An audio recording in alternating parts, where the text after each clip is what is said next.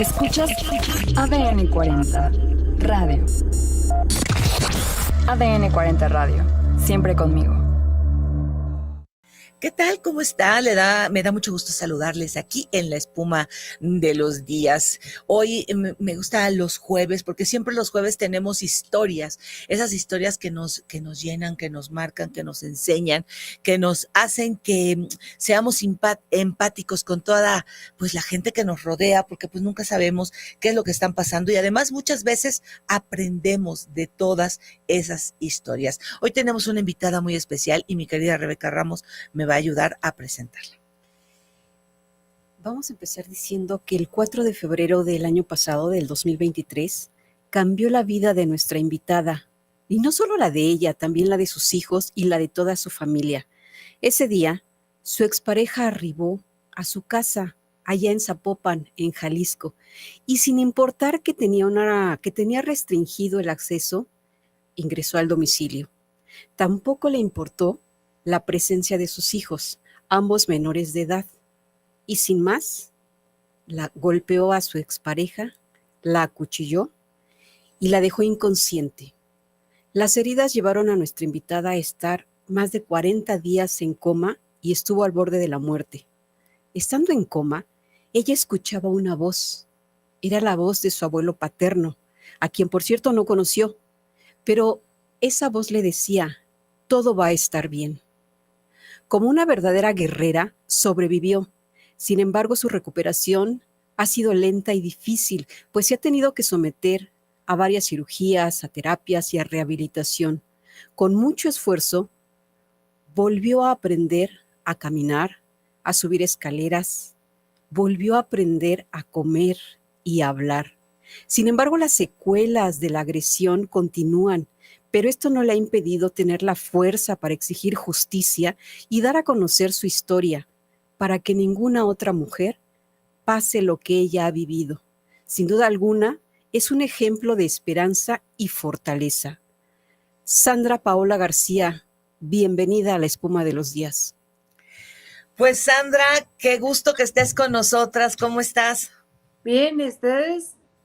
Pues bien, aquí ¿sabes qué? Muy gustosas de verte, porque he estado viendo entrevistas y todo, que cada vez va mejor tu recuperación. Sí, va muy lenta para mi gusto porque yo quisiera que fuera mucho más rápida, la verdad, pero aquí estoy y es lo que cuenta. Sí, y bueno, pues ya contaba parte de tu historia, Rebeca, y la importancia, Sandra, de que con tu caso, muchas otras mujeres que nos puedan estar escuchando y que puedan vivir indicios de violencia con su pareja, con sus familiares, que se queden callados porque piensen que pues que es normal o que así les tocó, o como decían las abuelas, ¿no? Es la cruz que nos tocó cargar. ¿Qué les puedes decir después de todo lo que has pasado a las mujeres que en este momento te están escuchando? Mira, nena, justo ese es el punto de contar mi historia, porque no es que yo quiera fama, no es que yo quiera publicidad, no es que yo quiera que el mundo lo conozca. Yo, al contrario, yo era muy privada, no me gustaba que nadie conociera mi historia, pero se abrió, entonces lo que quiero, el fin de contarla es justo eso, que las mujeres sepan que no es normal, que no son solamente a ellas, que no son las únicas a las que le pasa, que si queremos cambiar el mundo para nuestras hijas, para nuestras hermanas, para nuestras amigas, tenemos que empezar a alzar la voz, tenemos que empezar a aceptar que vivimos violencia, que no estamos ahí porque nos gusta, que no lo merecemos y que tenemos que confiar en las autoridades, porque ellos están ahí para ayudarnos, pero si no confiamos, si no denunciamos, no les damos las herramientas para perseguir al agresor. Sandra, a veces decimos, bueno, es que tiene mal carácter, es que no fue un día bueno. ¿Tú en algún momento, en tu caso, en tu historia con tu ex esposo, pensaste que iba a llegar a tal grado? No, claro que no, por supuesto que no. Digo, sí, tenía malos días y buenos días como todos, pero incluso yo creí que me iba a dejar a mis hijos y a mí solos, que hubiera sido bueno, pero jamás, jamás pensé que iba a llegar a agredirme, o mucho menos a matarme, porque para él lo logró. Entonces, no, jamás pensé que iba a brincar a este nivel de violencia, jamás. Y Sandra, ¿sabes por qué te lo pregunto? Porque muchas de las personas que nos puedan escuchar dicen, no, pero fulano no se atrevería. No, no, no, como que justificamos de repente malos tiempos y malos momentos y ese día, ese 4 de febrero, cuando tú lo viste, estaba enojado. ¿Qué fue lo que le motivó a llegar? Porque pues prácticamente llegó a matarte. No, prácticamente no llegó a matarme. O sea, ese era su fin, matarme. Y lo logró, porque él me dejó por muerta. Pero, digo, él no llegó enojado, no llegó. Sí, yo lo planeaba porque ya traía cuchillo con él. Ya digo directo eso, pero jamás lo vi venir. Porque un día antes estuvimos platicando, mis hijos, él y yo, de muchas cosas. Pero entonces, cuando él llegó esa mañana, yo no lo vi venir. Digo, lo subestimé el nivel de agresión y violencia que era capaz de llegar. Yo jamás pensé que iba a llegar a esto. Porque, claro, creemos que podemos controlarlo. Creemos que él no va a hacer esto. Creemos que es que piensa las consecuencias y en sus hijos y en las mujeres. Pero la verdad es que los cega tanto a tal nivel que solamente ven el objeto o a la persona de su odio o de su malestar. Entonces lo que quieren es acabar con esa persona. Nunca subestimen el nivel o la capacidad de alguien para agredir. ¿Qué fue lo que crees que le haya llevado a esto? Porque bueno, pues todo mundo nos casamos con la idea de, pues de que dure para siempre, ¿no? O nos casamos con la persona que amamos o que creemos conocer. ¿Qué crees que le llevó a tomar esta decisión? Yo lo conocí 10 años antes, fuimos amigos durante 10 años, antes de casarnos por otros 10 años. Y digo, sí, había violencia, que yo no la distinguía así, violencia psicológica, pero sí había violencia desde antes. Entonces, yo creo, no, la verdad es que al día de hoy no tengo esa respuesta, porque si lo supiera, podría darme un poquito de paz. Ya deje de preguntármelo, porque no es imposible saber qué lo motivó, qué lo llevó a este extremo. Creo, en teoría, que puede haber sido que, claro, él se empezó a quedar sin dinero porque yo era la que lo solventaba para todo. Le daba casa, le daba alimento, le daba vestido, le daba todo.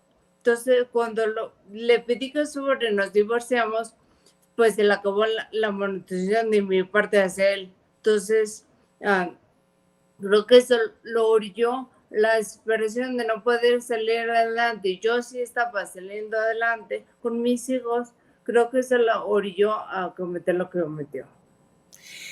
¿Tus hijos cómo se encuentran? Porque no me imagino lo que pueda hacer para ellos que las dos figuras más importantes que tienen puedan estar en conflicto y que hayan visto, porque él no se detuvo ante tus hijos. Él, al contrario, él estaban tus hijos presentes. Sí, digo, yo traté durante la separación y el divorcio, traté de que nunca nos vieran pelear. Traté de salvarlo, guardarlos, esa parte de, él no era tan consciente de esa parte, pero yo sí. Pero una vez que nos ven en el ataque en sí y que pierden ambas figuras, porque yo estaba en el hospital y su papá estaba en prisión, entonces sí les afectó bastante. Afortunadamente tuvieron el apoyo de unos muy buenos psicólogos, siguen en terapia, seguimos todos en terapia, porque es necesario curar estas heridas y darles como transformarlas en que no se queden como heridas que después resurjan, sino sanarlas como debe ser y poder transmutarlas en amor. Porque lo que yo no quiero es justamente eso, que se queden con el sentimiento de odio a sus padres, o sea, mí, porque no los puede evitar este ataque. Entonces quiero que transmuten esto en amor, que desde el amor exigimos justicia, que ya se nos dio, desde el amor estamos saliendo adelante, desde el amor vamos a rehacer nuestra vida. Sandra, en ese día, en ese momento, ¿tú perdiste muy pronto la conciencia o sí te pudiste dar cuenta de lo que estaba pasando? No, bueno, sí estuve consciente hasta el momento en el que me golpeé la cabeza, porque ahí se me fue la vida. O sea, me acuerdo del ataque en sí, me acuerdo de que me puso cuchillo, me acuerdo de estar ensangrentada, me acuerdo haber escuchado a mi hijo gritarle, papá, déjala, y ya ahí me fui. O sea, no, sí he estado consciente, pero creo que mi cerebro lo bloqueó porque era tanto el dolor que viví que mi cerebro se autoprotege y me bloquea. Y después estuviste varios días en coma. Y ahí dinos, o sea, quien está en coma está inconsciente, consciente, tu mente, ¿qué recuerdos si es que tienes? Mira, yo estaba en paz. Me acuerdo que estaba en un lugar muy lindo, con un sentimiento de paz y de amor que no se puede describir. Yo, sí, como decía tu compañera Rebeca, sí escuché la voz de mi abuelo paterno, que no lo conozco, no lo conocí pues, y sí, él me dijo que si me quería refugiar de la realidad, que me metiera en un hoyo que estaba al fondo de mi conciencia. Entonces yo iba y me metí ahí en este hoyo, parecía en un lugar todo con colores fantásticos, con una paz de verdad que no puedo describirla. Entonces viví muchos sueños, ahora digo sueños, pero para mí era una realidad, que viví muchas cosas mientras estuve en coma. Incluso estaba semiconsciente de lo que sucedía alrededor mío. Pero era como verlo desde un saber que todo iba a estar bien, me quedara yo aquí o no.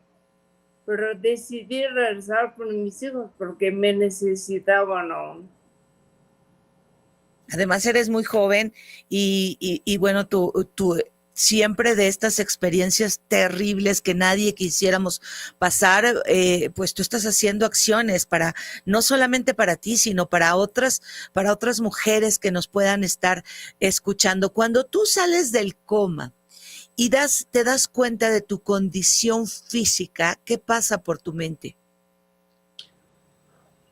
Yo había soñado ya anteriormente que no podía caminar durante mi coma. Entonces, cuando desperté, entendí que no podía caminar, que no podía mover ni brazos ni piernas, ni podía hablar. Porque primero tenía el tubo de respiración. Después, ya que lo quitaron, intenté hablar y no salía nada, ni siquiera ruidos. Ya empezaron a salir ruidos. Me empecé a comunicar con parpadeos. Era uno para sí y sin parpadear para no. Pero sí, realmente es muy frustrante que cuando eres totalmente independiente, autosuficiente, hablas, te comunicas bien. Yo tenía un revoltijo en la cabeza porque aparte hablo 4 idiomas. Entonces tenía un revoltijo de idiomas en la cabeza cuando recién desperté, que se me complicaba hasta pensar bien qué querría decir.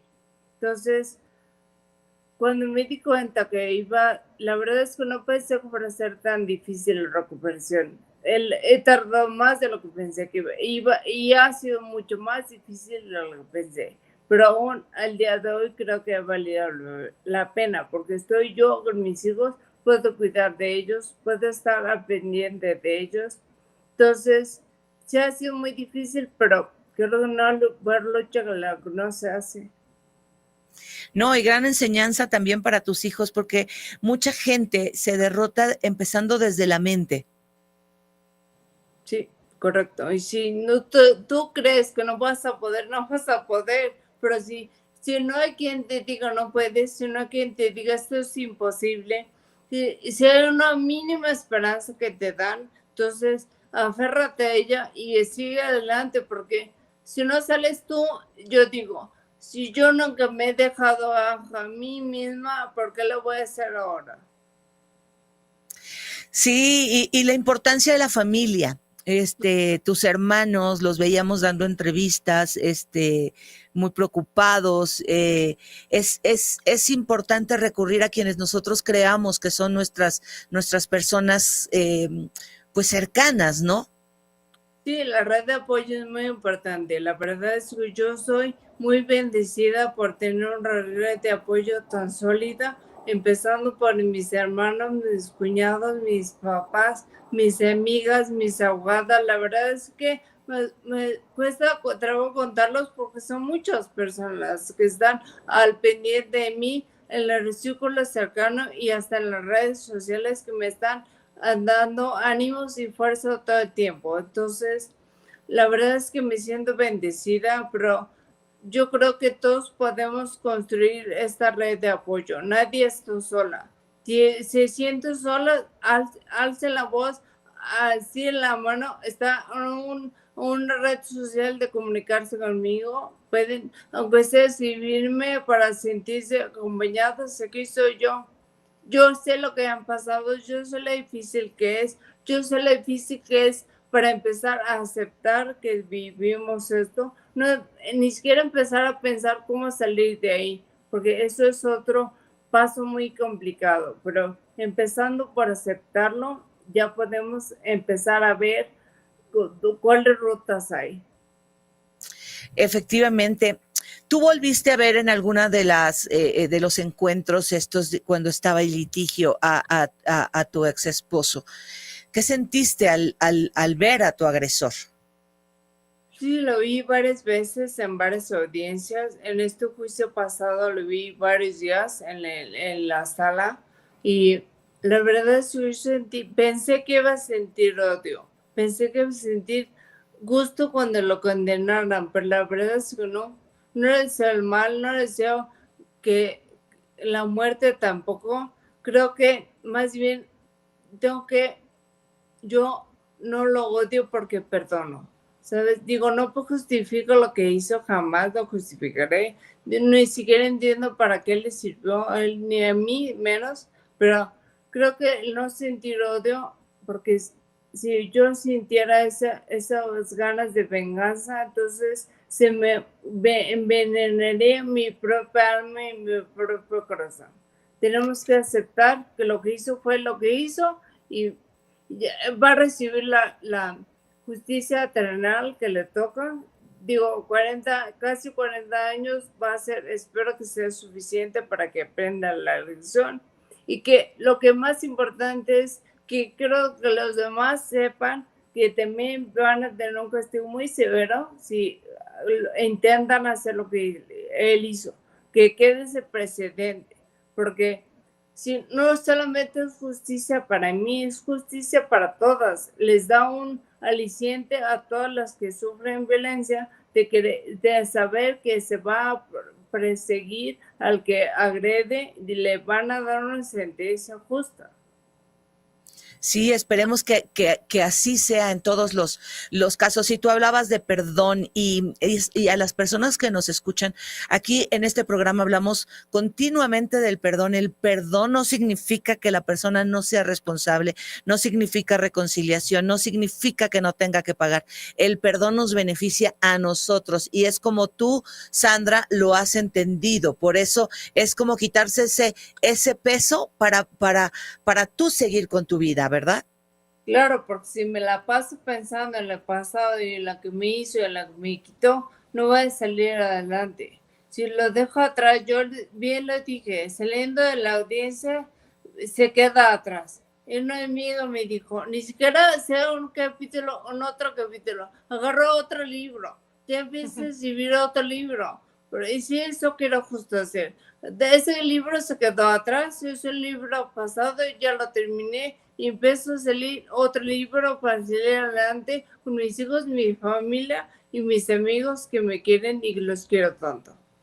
Sandra, ¿crees en Dios? Creo en Dios. Sí, porque creo que ahí Dios puso, se habló en la figura de tu abuelo y habló y estuvo contigo en todo momento y estuvo con tus hijos y sé que Él va a hacer gran obra contigo y ¿sabes qué? Te admiro en esta parte donde tratas de dice la Biblia que toda maldición se convertirá en bendición y que tú te conviertas en bendición de muchas mujeres para que cualquier indicio de violencia, para que lo vean, para que sepan que nunca nos confiemos de que no, a mí no me va a pasar, ¿sabes? Desde el noviazgo a veces vemos rasgos de cosas y las dejamos pasar por amor. Sí, digo, pero el amor no duele, el amor no es violencia. Eso no es amor, eso es control. Entonces, claro, tenemos que estar alertas a las banderas rojas, de focos rojos, que nos hacen darnos cuenta que algo está mal. Si no se puede, digo, tampoco es el tema de la primera, me rindo en mi matrimonio, la primera vez, pero una agresión no es algo leve, es algo fuerte y es algo que escala. Entonces, si a la primera agresión no esperes a la segunda, desde la primera haz algo. Levanta la mano, denúncialo, haz algo, porque le decía el otro día yo a una chica que se me acercó que si las anteriores hubieran hecho su parte de denunciarlo, no estaría ella en esa situación, porque claro, el que lo comete una vez y no le hace nada, se va a la siguiente víctima. Y como dice la Biblia, la maldición se va a convertir en una bendición. Eso sí sabemos reconocerla, porque si no, sigue la maldición con nosotros sí, hasta el fin de los tiempos. Y además, de generación en generación, Sandra. Exacto. Se pasa y se pasa. Entonces tenemos que reconocerla, verla y sanarla en esta generación para que no se pase la siguiente. Sí, porque tú cómo ves que hay casos donde la abuela la golpeaban y a la hija la golpeaban y después a la otra generación, porque pues ahora sí que esas eran las costumbres. Ahora pues no, están las redes sociales, está todos los que levantan la voz, asociaciones que protegen y que defienden a las mujeres. Hay, así como luego tienen muy mala fama algunos abogados, hay abogadas comprometidas, ¿no? Empáticas, profesionales que pueden apoyar a quien esté pasando por alguna situación. Sí, claro, y ni siquiera es que se pase en esta ADN o en generaciones que ni siquiera conociste. Se pasa porque se genera un patrón. Lo que mi mamá vive, entonces yo lo tolero porque eso está bien. Es consciente e inconsciente. Porque lo que yo veo en mis papás, todo lo replico en mi matrimonio, en mi noviazgo. Lo que mi mamá vio con su mamá se replica en ella. Entonces tenemos que cortar, pero ya, porque no puede seguirse perpetuando este patrón de matrimonio. Eso está mal. Ningún ser humano tiene por qué sufrir violencia, ni hombres ni mujeres. Desafortunadamente, las mujeres somos más vulnerables a esta violencia, pero ni siquiera un hombre tendría por qué vivirla. Pues Sandra, muchísimas gracias por haber estado con nosotros. Vamos a seguirte dando lata porque es importante que la gente y que las mujeres y que los hombres también sigan escuchando casos como estos para no pasar por alto y para tener un poco más de conciencia de lo que es la violencia y de los lugares a los cuales puede llegar. Te agradezco mucho que hayas compartido con nosotros. A ti, Nera, aquí estamos a pendiente, claro que nos lata, aquí me da gusto, te agradezco el espacio porque yo justo eso creo, que entre más personas conozcamos de estos temas, más se permea y menos casos suceden. Por eso estoy trabajando en unas conferencias que voy a dar, ya les mandaré los datos y también estoy contándome, estoy haciendo macarna con varias asociaciones e institutos para que esto sea cada vez más grande y se haga como una onda para que se permee a lo más que se pueda. Pues que así sea. Muchas gracias, Sandra. Gracias, Nera. Hasta luego. Hasta luego. Y bueno, pues ya escuchó usted, vente para acá, mi querida Rebeca, una historia muy fuerte. Sin embargo, ¿sabes qué? Es importante. Ya su historia la escuchamos mucho. No era una cuestión de hacer ni amarillismo, ni eso, sino el preguntarle esas cosas de tú creíste que llegara a eso, pues nunca uno cree, ¿sabes?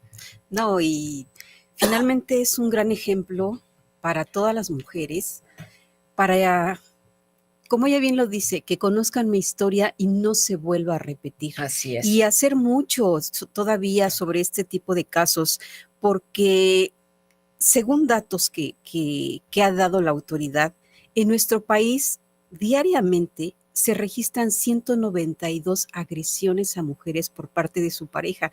Es una cifra totalmente alarmante. ¿Y por qué no acudir a pedir ayuda? Tenemos en nuestro país varias instituciones que nos pueden apoyar, como el Instituto Nacional de las Mujeres. Este es a nivel nacional. Se puede marcar el 911 para pedir ayuda, o si no al 55 53 22 60 30. También existe la Comisión Nacional para Prevenir y Erradicar la Violencia contra las Mujeres. El teléfono es 5209-8902 o 5209-8907. También hay una red de refugios para apoyar a aquellas mujeres que están decididas a evitar ya la violencia y pueden recibir apoyo en el 55 56 74 96 95. También hay una red intercultural de refugios. Aquí se puede marcar al 836 8880. Hay que destacar que estas organizaciones están a nivel nacional, pero cada entidad tiene diversas organizaciones. Para aterrizar específicamente en la Ciudad de México, está el Instituto de las Mujeres de la Ciudad de México y se puede marcar al 55 55 12 28 36. Y también hay unidades de atención y prevención de la violencia familiar. Se puede marcar al 55 18 36 47. Pues ahí están estos datos. Ahorita estamos en vivo en radio en ADN 40. Sin embargo, se queda grabado este programa. Si usted quiere, con más calma le regresa para que escuche los teléfonos y los pueda tener ahí cercano, no solamente por usted, sino por alguien que necesita ayuda. No seamos ajenos a eso, busquemos ayuda y veamos quién así lo necesita. Y bueno, pues antes de irnos, vamos a hacer un suspiro, vamos a hacer un respiro y vamos a ir con una de las novedades que nos llegó de la editorial Grijalbo. Ellos nos enviaron El Alquimista, el libro de Paulo Coelho, pero va a decir, ay, eso no es ninguna novedad, porque pues de hace cuántos años editó El Alquimista. Bueno, es ahora una novela gráfica, y es que pues cuando una persona desea realmente algo, el universo entero conspira para que pueda realizar su sueño. De esto trata la historia de Santiago, un joven pastor andaluz que un día abandonó su rebaño para ir en pos de una quimera. Esto es de lo que habla El Alquimista, ya es prácticamente un clásico. Sí, ya. Solo que ahora llega en novela gráfica, y es que pues está muy bonita, ya la está usted viendo ahí. Muchísimas gracias por haber estado con nosotros y bueno, pues síganos en todas nuestras redes sociales. A mí me encuentra como Neira Moncayo y ya sabe usted, de la abundancia del corazón habla la boca.